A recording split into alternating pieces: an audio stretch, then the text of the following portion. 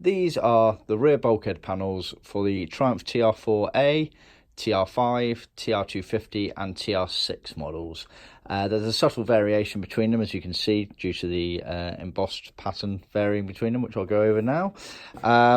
Before I do that, let me explain. The actual panel itself is exactly the same throughout all of those models there. So it's a hardboard panel. It's cut on our CNC. You can see the fixing holes there around the panel in different areas. These are for the screws and washers.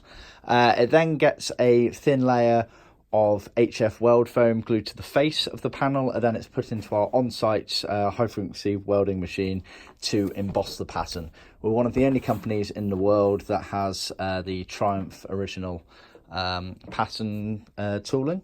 So as you can see here, you get the vertical lines, or you get two horizontal lines.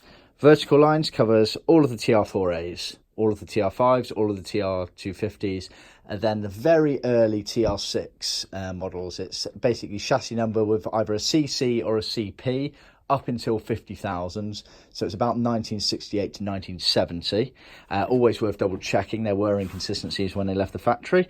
Or you had the two-line horizontal, which was for the chassis number 50,000 and above for the CP and CC range. Then it's the same for all the CR and CF chassis numbers. So you're looking sort of 1970 all the way up to the last car in 1976.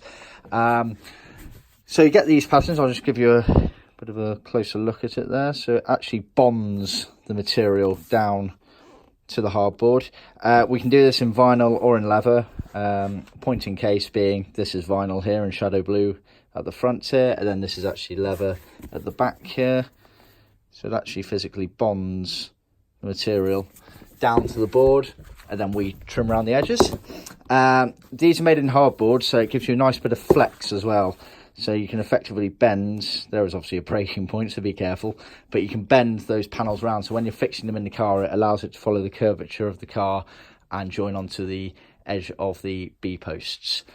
So yeah, you get one of those per car. Obviously you just need to work out which is correct for your car in terms of the HF weld line.